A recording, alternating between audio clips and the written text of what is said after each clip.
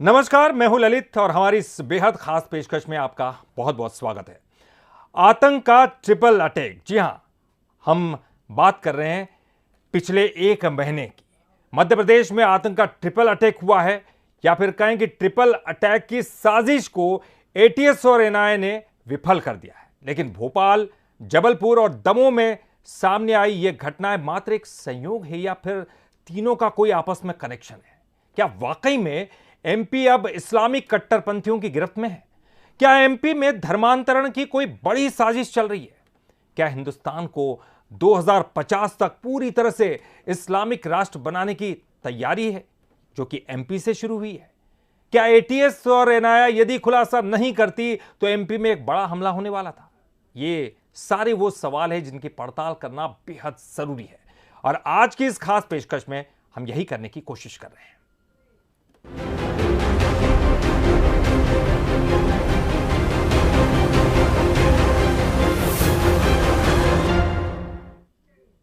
तो इस खास पेशकश आतंक का ट्रिपल अटैक में सबसे पहले यह समझ लेते हैं कि आखिरकार ये घटनाएं हैं क्या, ये खुलासे हैं क्या, कौन कौन से वो शहर हैं जो कि इस अटैक की जद में है, और आतंक का ये पूरा मॉड्यूल किस तरह से काम कर रहा है।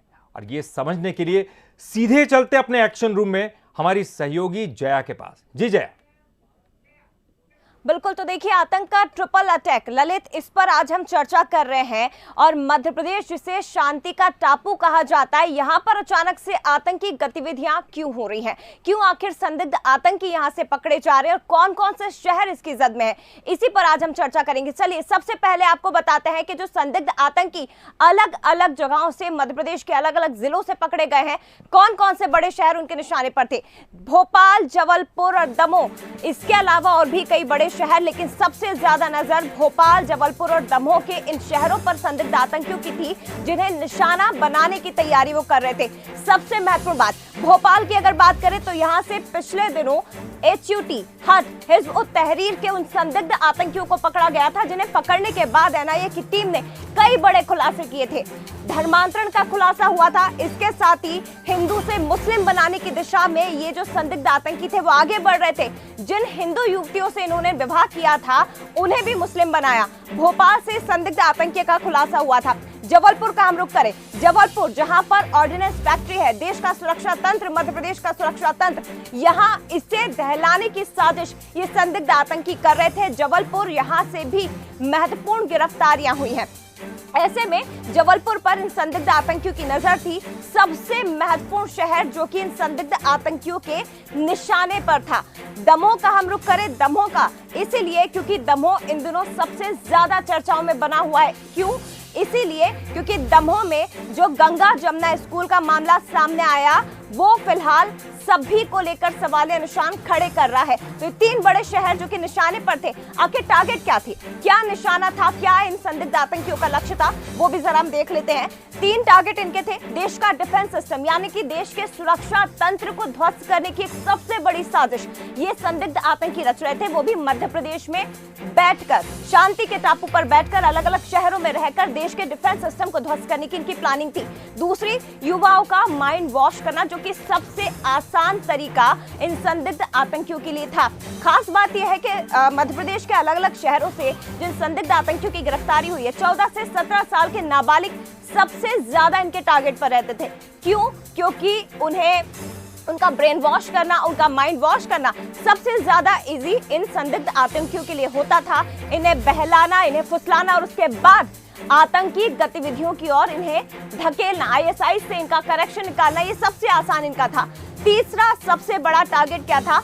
मासूम जहनों में जिहाद फैलाना, जो कि हम दमोह की घटना में बेहद आसानी से देख रहे हैं, बेहद आसानी से समझ भी पा रहे हैं। दमोह की जो घटना सामने आई थी, उसके बाद जिहाद को लेकर एक बार फिर से सवाल खड़े हो रहे हैं, और मासूम जहनों में जिहाद पैदा करना सबसे बड़ा लक्ष्य। इसके साथ ही अब हम ये समझ लेते हैं कि आखिर 3 स्टेप में एक्शन क्या हुआ है।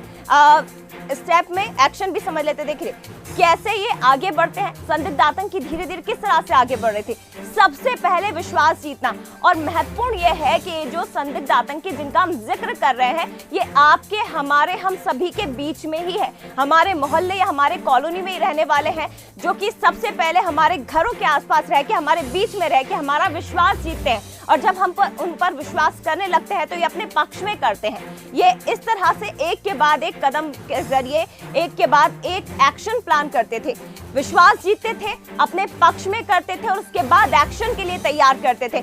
जब व्यक्ति उनके झांसे में पूरी तरह से आ जाता था, जब पूरी तरह से उसका ब्रेन वॉश हो जाता था युवाओं का, उसके बाद ये जिहाद के लिए उकसाते थे, आतंकी गतिविधियों के लिए उकसाते थे, अपने पक्ष में करते थे और उसके बाद एक्शन के लिए तैयार करते थे। यानी कि एक तरह से मैं आपको समझाऊं कि अगर आपने बुलेट थ्योरी पढ़ी है, बुलेट थ्योरी अगर समझिए तो मैं बताती हूँ। बुलेट थ्योरी यानी कि किसी भी शख्स के दिमाग में अगर आप एक ही बात बार बार डालेंगे, बार बार उसी बात को दोहराएंगे, तो वो व्यक्ति एक बार उस चीज को सोचने के लिए मजबूर हो जाता है, यानी कि फिर एक्शन लेने के लिए उसे तैयार करना। तो ये 3 स्टेप हैं जिसमें एक्शन लेने की एक प्लानिंग की जा रही थी, एक रणनीति ये संदिग्ध आतंकी तैयार कर रहे थे। और सबसे महत्वपूर्ण बात यह है कि मध्य प्रदेश के जिन अलग अलग शहरों से संदिग्ध आतंकियों की गिरफ्तारी हुई है, वो हमारे बीच के लोग थे।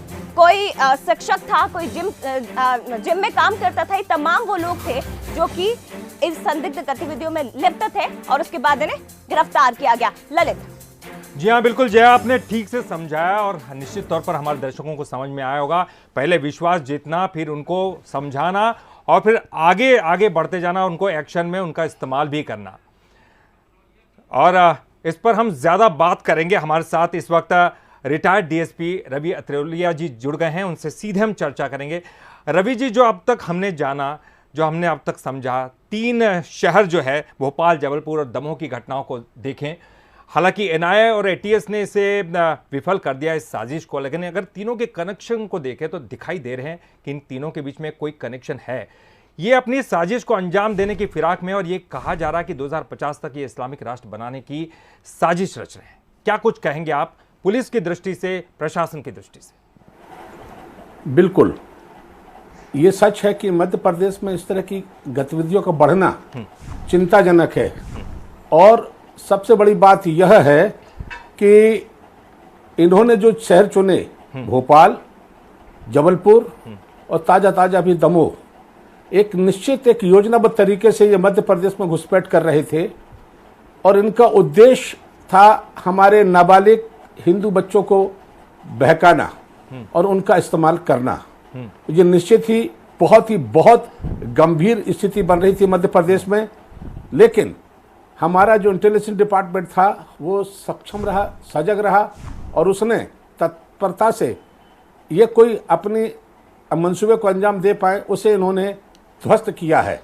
मैं ये चाहता हूं कि ऐसी आतंकवादी गतिविधियों पर बहुत सख्ती से अंकुश लगाया जाए, सख्त कानून के तहत इनको दंडित किया जाए। और पहली बात तो ये कि ये जो आपने कहा था कि गुप्त रूप से ये जो अपना बच्चों से मिलते थे और हमारे बीच ही रहते थे, इनको अगर मैं ये कहूं कि स्लीपर सेल जैसे थे, तो अब हमारी मध्य प्रदेश पुलिस को और AIN को भी इस बात को, NIA को भी इस बात को करना पड़ेगा कि वो इन स्लीपर सेलों तक पहुंचने के रास्ते ढूंढे और इन्हें वहीं पर, जैसे हम चारपाई में खटमल को मारते हैं, वैसे ही उनको वहीं धर दबोचे मार डाले। मार डालने से मतलब ये नहीं कि हम एनकाउंटर, अगर परिस्थितियां बनती है तो एनकाउंटर करने में भी हमें गुरेज नहीं करना चाहिए, क्योंकि ये देश की अस्मिता से जुड़ा हुआ सवाल है। और जिस तरह से अपना गंगा जमने वाली जो स्कूल का जो दमोह का प्रकरण है, यह भी अत्यंत गंभीर है। वहाँ पर उन्होंने जिस तरीके से बच्चों को, हिंदू बच्चों को वहाँ की नमाज और वहाँ की संस्कृति से अवगत करा रहे थे, ये निश्चित ही जो अपना HUT जो ग्रुप है उसका ही बिल्कुल ये एक सर, मास्टर आपने प्लान बहुत था कि यहाँ महत्वपूर्ण हिंदू बातें बच्चों कही को है, जो पढ़ क्योंकि रहे हैं। देखिए एनआईए और एटीएस जो मध्य प्रदेश में फिलहाल है, उसने इन तमाम जो साजिशों को है उनको ध्वस्त कर दिया। और मध्य प्रदेश में जिस तरह से लगातार इस तरह की गतिविधियां बढ़ती जा रही, शायद यही कारण है कि एनआईए को अपना ठिकाना एमपी में बनाना पड़ा है। लेकिन मैं आपसे ये समझना चाहती हूँ सर कि आखिर क्या कारण है? मध्य प्रदेश को शांति का टापू कहा जाता था, यहां भले ही कोई बड़ी घटना नहीं हुई हो, लेकिन ये जो संदिग्ध थे वो एमपी के शांति के टापू पर बैठकर देश में इस तरह की गतिविधियां चलाते थे। उनको एहसास ये था कि एमपी पुलिस थोड़ी सी कहना चाहिए कि वो ज़्यादा एक्टिव इसलिए नहीं क्योंकि हम अपने आप को शांति के द्वीप में समझते थे और बिल्कुल भारत के बीच में, तो उन्होंने कहा कि शायद ऐसा संभव नहीं होगा, इसलिए उन्होंने इसे चुना। लेकिन वो भूल गए थे कि मध्य प्रदेश पुलिस हमेशा से इस तरह के षड्यंत्रों को पर्दाफाश करती रही है और उनको पनपने देती है। लेकिन मैं यहाँ पर ये चाहूँगा, मध्य प्रदेश पुलिस से अपेक्षा करूँगा और एनआईए से भी अपेक्षा करूँगा कि वे कम से कम और इस मामले में जुड़ जाए, क्योंकि ये अभी तो छोटा सा ग्रुप पकड़ में आया, जहाँ तक मेरा ख्याल है कि और भी होंगे, और इन्हें चुन चुन कर ढूंढ कर ध्वस्त करना हमारी पहली प्राथमिकता होनी चाहिए जी। अच्छा हुआ कि हमने इनको पहले पकड़ लिया, अदरवाइज अगर ये गन गैरेज फैक्ट्री में धमाका करते या और भी बच्चों को बहका के अपने लिए इस्तेमाल करते तो ये हमारे हिंदू बच्चों को आगे करके ही वारदात करवाते और इस तरह से ये हमारे लिए बहुत दुर्भाग्यपूर्ण स्थिति होती। जी, तो जी, ये जरूरी बिल्कुल है कि हम इनको बिल्कुल रवि छूट जी, ना आप दें। हमारे साथ बने रहिए क्योंकि हम आगे भी आपसे बातचीत करते रहेंगे, क्योंकि फिलहाल ग्राफिक्स के जरिए अपने दर्शकों को और समझाने की कोशिश करेंगे कि ये मॉड्यूल काम कैसे करता है। अभी तक हमने बताया कि उनके इरादे क्या है, वो क्या करना चाहते हैं, किनको टारगेट कर रहे हैं। अब आपको बताते हैं कि आतंक के मॉड्यूल का वर्क कैसा होता है। अभी तक हमने ये समझा, अब बताते हैं कि एमपी में आतंक अपनी जो साजिश रच रहा है सिलसिलेवार तरीके से आपको ये समझाने की कोशिश कर रहे हैं कि एमपी के जो 3 बड़े शहर है वहां आतंक के आका कैसे अपनी जड़ें जमा रहे थे और किस तरीके से अपने काम को ये अंजाम देते थे। जैसे भोपाल की अगर बात करें, हैदराबाद मॉड्यूल जहां की HUT यानी कि हट अपना काम कर रहा था, धर्मांतरण, लव जिहाद और ये आतंकी कार्रवाई को अंजाम दे रहा था, और जो युवा हैं जो कि धर्म बदलकर मुस्लिम बने वो टारगेट बने थे। सीधे हम अपनी सहयोगी जया जी का रुख करेंगे। जया, ये ग्राफिक्स के जरिए समझाने की कोशिश कीजिए अपने दर्शकों को कि कैसे इनका ये जो है काम का तरीका था। बिल्कुल, देखिए बहुत महत्वपूर्ण हो जाता है ललित ये समझना कि हिज़्ब उत तहरीर हट की हम बात कर रहे हैं, कैसे काम करता था, इसका मोटो क्या था, लक्ष्य क्या था, वो जरा हम ग्राफिक्स के जरिए अपने दर्शकों को समझाते हैं। देखिए भोपाल हैदराबाद मॉड्यूल हिज़्ब उत तहरीर, जिसे हट के नाम से HUT के नाम से हम जानते हैं, सबसे महत्वपूर्ण इसका लक्ष्य था धर्मांतरण करना, लव जिहाद करना और आतंकी कार्रवाई करना। देखिए मोटो क्या था, धर्मांतरण, लव जिहाद और आतंकी, और कहीं ना कहीं इसमें काफी हद तक ये सफल भी हुए थे, क्योंकि पिछले दिनों जो भोपाल से लोग पकड़े गए थे, संदिग्ध आतंकी पकड़े गए थे। मैं आपको एक बार फिर से बता दूं, तमाम दर्शक जो हमारे साथ इस वक्त जुड़े हुए हैं, मध्य प्रदेश के भोपाल और छिंदवाड़ा से 16 संदिग्ध आतंकियों की गिरफ्तारी हुई थी, जिसमें से 8 ऐसे थे जिन्होंने अपना धर्म परिवर्तित कर लिया था, और जिसमें सबसे महत्वपूर्ण था सौरभ, जो कि सलीम बन गया था, और उसे लेकर हर रोज नए खुलासे होते थे। इसके बाद आपको बता दूं कि कई ऐसे युवा थे जिन्होंने युवतियों का भी धर्म परिवर्तन करवाया था। अब एक्शन जरा जान लीजिए, HUT का एक्शन प्लान क्या था। भोपाल के युवाओं का धर्म परिवर्तन करवाना, जैसा कि मैं बार बार कह रही हूं कि इसमें ये सफल भी हुए थे। जिन संदिग्ध आतंकियों को पकड़ा गया था उन लोगों ने अपना धर्म परिवर्तन किया था। 16 संदिग्धों में से 8 ने अपना धर्म बदल लिया था, धर्मांतरण कर लिया था, हिंदू से वो मुस्लिम बन गए थे। उसके बाद हिंदू युवतियों से ही इन्होंने निकाह किया और उन्हें मुस्लिम बनाया, हिंदू युवतियों से शादी की, उन्हें मुस्लिम बना दिया। बैरसिया का सौरभ, जो कि धर्म बदलकर सलीम बन गया था, इसे लेकर भी कई बड़े खुलासे हुए थे। छिंदवाड़ा से यानी कि मध्य प्रदेश से लेकर हैदराबाद तक का नेटवर्क इन्होंने बनाया, और यहां से लेकर वहां तक तमाम युवाओं को अपने ब्रेन वॉश करना, अपनी संदिग्ध गतिविधियों में संलिप्त करना, ये तमाम ऐसे इनके लक्ष्य थे। जाकिर नाइक से प्रभावित उससे सीधा संबंध। ललित जी, चलिए इस वक्त हम बात करेंगे, हमारे संवाददाता सूरज शर्मा थे। चूंकि जया आपने बहुत अच्छी तरह से समझाया कि किस तरह से इनका एक्शन मॉड्यूल काम करता था। सूरज शर्मा इस पूरे प्रकरण पर नज़र बनाए हुए थे। सूरज, क्या कुछ कहेंगे?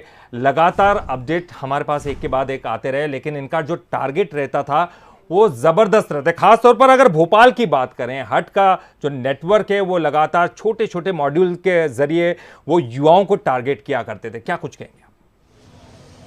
देखिए बिल्कुल, जिस तरीके से पिछले लंबे समय से मध्य प्रदेश में देख रहे हैं, अलग अलग मॉड्यूल काम कर रहे हैं, चाहे वो जेएमबीयू के हों, चाहे वो एचयूटी के हों, और हाल ही में जिस तरीके से एनआईए ने एक बड़ी रेट में 3 जो आईएसआई संदिग्ध थे उनको गिरफ्तार किया, तो तीनों के बहुत डिफरेंट मॉड्यूल हैं, लेकिन सबका मकसद एक ही है, किस तरीके से देश में अशांति फैलाना है, कैसे देश में इस्लामिक जो कानून है, शरिया कानून, वो लागू करना है, और कहीं ना कहीं बड़े घटनाक्रम को अंजाम देते हुए कैसे लोगों के अंदर डर पैदा करना है। तो मॉड्यूल सबके अलग अलग हैं, लेकिन काम सभी का एक ही है। चाहे हम यदि जेएमबी की बात करें तो हमने कुछ दिन पहले भी देखा जिस तरीके जेएमबी के लोग पकड़े गए थे, हाल ही में एचयूटी में जिस तरीके से उनमें पकड़ा गया था, खासतौर से एक जो मॉड्यूल है वो खासतौर से किस तरीके से उनको कन्वर्जन करते थे, सबसे पहले कन्वर्ट करते थे, और कन्वर्ट करने के बाद एक कट्टरता सिखाते थे, कैसे कि इस्लाम ही सबसे अच्छा धर्म है, दुनिया में सबसे अधिक कोई अच्छा धर्म है तो इस्लाम है, वो फिर कैसे इस्लाम का जो विस्तार करना है उसको लेकर दूसरे लोगों को भी कन्वर्ट करना है। तो ये एक मॉड्यूल पे काम करता था, और कहीं ना कहीं देश में शरिया कानून जो लागू करना है उसको लेकर जो खासतौर से उनके विदेशी आका है, खासतौर से जो दूसरे देशों में बैठे उनके आका है, उनके इशारों पर काम करना। हाल ही में आईएसआई मॉड्यूल की बात करें तो ये कहीं ना कहीं बड़ा विस्फोटक कुछ घटनाक्रम करने वाले हैं। जिस तरीके से खबरें आ रही कि भोपाल जो जबलपुर की ऑर्डिनेंस फैक्ट्री है उसमें एक बड़ा धमाका करने की कोशिश कर रहे थे, और मॉड्यूल की बात करें तो वो एक छोटे छोटे बच्चों का गिरोह तैयार करते थे, खासतौर से छोटे छोटे बच्चों का गिरोह तैयार कर रहे थे और एक बड़ा धमाका करने की कोशिश भी कर रहे थे। सूरज, बहुत बहुत शुक्रिया आपका इस पूरी जानकारी के लिए। तो सूरज हमारे संवाददाता भोपाल के बारे में बता रहे थे कि किस तरह से इनका नेटवर्क काम करता है। तो अब जबलपुर की भी बात कर लेते हैं। संस्कार धानी है जबलपुर, जहां आईसिस अपनी जड़ें तो जमा ही रहा था, साथ ही हिंदुस्तान की मजबूत बाहों को जबलपुर में बैठकर कैसे नुकसान पहुंचाया जाए, इसका एक बड़ा प्लान भी तैयार हो रहा था। हाल ही में पकड़े गए आईसिस के आतंकियों से जो पूछताछ की गई उसमें यह खुलासा हुआ है कि इनका आईसिस कनेक्शन कैसे सामने आया है और कैसे ये हिंदू धर्म के खिलाफ प्रचार कर रहे थे, आतंकी कार्रवाई कर रहे थे और आक्रामक और कट्टर युवाओं को प्रलोभित कर रहे थे, उनको अपने पक्ष में आमंत्रित कर रहे थे। हमारी संवाददाता हमारे साथ ही जया इसके बारे में और अधिक जानकारी देंगी ग्राफिक्स के जरिए। जी जया। बिल्कुल, देखिए ललित, जिन शहरों के बारे में हमने बात की उसमें जबलपुर भी शामिल था। संस्कारधानी जबलपुर, यहाँ पर आईएसआई कनेक्शन कैसे इसका निकलकर सामने आया वो जरा हम अपने दर्शकों को बताते हैं। एजेंसी आईएसआई के संदिग्ध, मैं आपको एक बार फिर से बता दूं, 26 और 27 मई की वो तारीख थी जब 3 संदिग्ध आतंकियों को जिनका आईएसआई से कनेक्शन था उन्हें यहाँ से गिरफ्तार किया गया था, हिंदू धर्म के खिलाफ प्रचार करना और उसके बाद आतंकी कार्रवाई को, आतंकी गतिविधियों को यहाँ से अंजाम देना। 3 संदिग्धों को गिरफ्तार किया गया और यहाँ से एक हथियारों का जखीरा भी एनआईए की टीम को, एटीएस की टीम को मिला था। आक्रामक और कट्टर युवक, ये उनका सबसे महत्वपूर्ण जरिया थे। आक्रामक और कट्टर युवक जो अपने धर्म को लेकर ज्यादा विश्वास नहीं करते थे और उन्हें इकट्ठा किया जाता था। एक्शन, कट्टर युवाओं को संगठित करना, जैसा कि कहा जा रहा है, जो अपने धर्म को नहीं मानते थे या उनका ब्रेन वॉश करते थे, उन कट्टर युवाओं को ये तमाम संदिग्ध आतंकी एकजुट करते थे। हिंदुओं के धर्म ग्रंथों को लेकर दुष्प्रचार करना, इस्लामिक स्टेट बनाने की बात, इस्लामिक राष्ट्र बनाने की बात और हिंदू धर्म ग्रंथों को लेकर हमेशा उनके मन में गलत धारणा बैठाई जाती थी, ये कोशिश की जाती थी।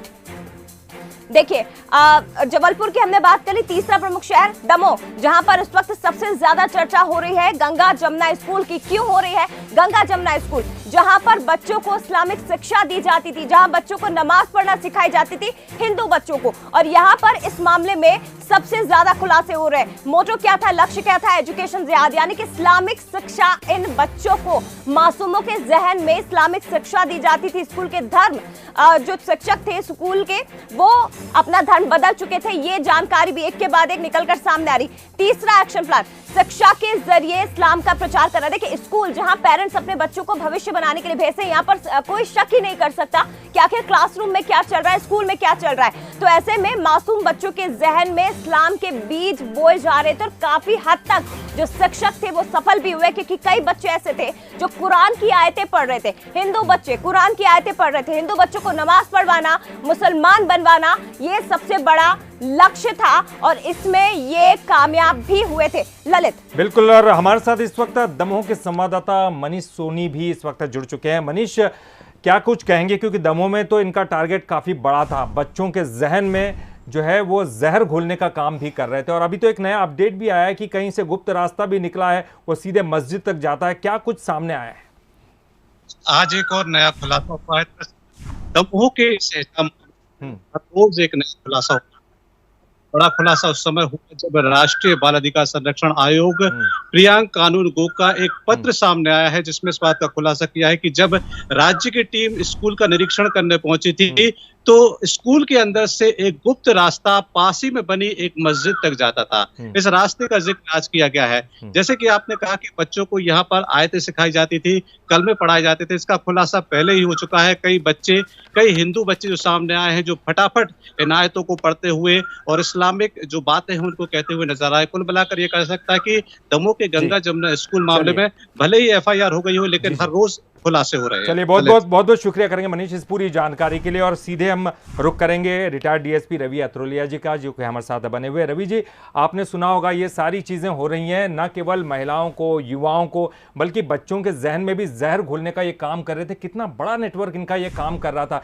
जो प्रणाली है हमारी, जो शिक्षण है हमारा, न केवल पुलिस के लिए बल्कि क्या आम लोगों को भी साथ में लेकर कोई ट्रेनिंग की आवश्यकता आप महसूस करते हैं सर? बिल्कुल सर।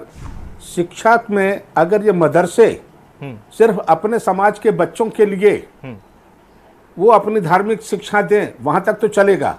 लेकिन अगर इनकी स्कूलों में, जैसे ये गंगा जमुना स्कूल में हिंदू बच्चे भी पढ़ रहे हैं, तो उन्हें इन बच्चों के साथ उन कार्रवाइयों को, धार्मिक रस्मों जो उनकी खुद के सिखाने की आवश्यकता बिल्कुल नहीं है। और अगर ऐसा शिक्षण संस्थान में हो रहा है तो ऐसे शिक्षण संस्थानों को तो सख्ती से बंद किया जाए। भारत एक कहना चाहिए कि लोकतांत्रिक और सर्वधर्म संभाव वाला देश है, लेकिन इसका मतलब ये नहीं कि उनको मदरसों या ऐसी स्कूलों को हम इतना भी छूट दे दें कि वो अपने धर्म की बातें हमारे गैर मुस्लिम बच्चों को भी सिखाएं। ये आपत्तिजनक है।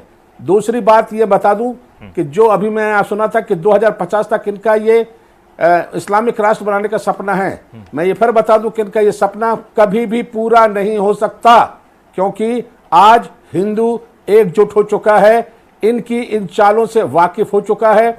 चाहे वो लव जिहाद हो, चाहे वो धर्म परिवर्तन कराने की हरकतें हो, इनको रोकने के लिए अब हम सामने आ चुके हैं और हमें आना होगा। एक सामान्य सामाजिक व्यक्ति के रूप में पुलिस और प्रशासन अपने ढंग से इस कार्रवाई को करेगा, जैसा कि मैंने आज सुना कि मदरसों की भी सख्ती से जांच हो रही है। जिस तरह से आप कह रहे हैं कि आम लोगों को भी इकट्ठा करने की जरूरत है, एकजुट करने की जरूरत है, क्योंकि कई ऐसे मामले सामने आए जब ये सभी हमारे बीच में रहने वाले संदिग्ध आतंकी थे।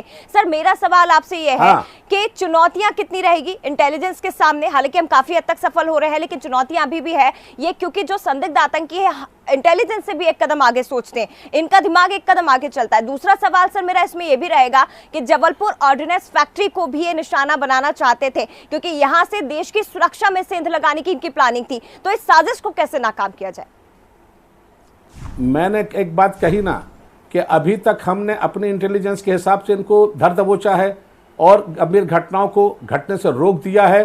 अब इन हालातों को देखते हुए कि चूंकि इन्होंने एक सॉफ्ट इस मध्य प्रदेश को बना रखा था, सॉफ्ट कलर की, यहाँ से वो अपनी बातों को, गतिविधि को संचालित कर पाएंगे, लेकिन ये भंडाफोड़ हो चुका है। और ये हमारे लिए, पुलिस फोर्स के लिए, प्रशासन के लिए चेतावनी है कि हमें लापरवाह नहीं बरतनी है, बल्कि जितनी सख्ती से अब हम हर शहर में, क्योंकि अब ये जबलपुर दमोह तो ठीक है, अन्य छोटे शहरों में भी जाके अपनी घुसपैठ करेंगे, तो हम कोशिश ये करें कि अगर जो नगर सुरक्षा समिति है, ग्राम रक्षा समिति है, ये अपने आसपास उन मोहल्लों में रहने वाले संदिग्धों को सॉर्ट आउट करें, स्थानीय पुलिस को खबर करें और लोकल इंटेलिजेंस भी जो है वो इस बारे में लगातार सूचनाएं संग्रहित करे कि यहाँ पर कौन से संदिग्ध आ रहे हैं, या कोई स्लीपर सेल जो कट्टर मुसलमान जो रहे, जिन्होंने हिंदू धर्म ग्रंथों को जलाया और उनकी अपमान करने की कोशिश करते हैं, उनको निशाने पे ले। कुल मिला के हमें यह कि अब हमें बहुत ज्यादा सजग रहना होगा, तभी हम इनके नापाक इरादों को ध्वस्त कर पाएंगे। ये निश्चित तौर पर सर आपने महत्वपूर्ण बात कही है, क्योंकि इंटेलिजेंस तो सजग है, लेकिन इसके साथ ही आम लोगों को सजग रहने की इसलिए जरूरत है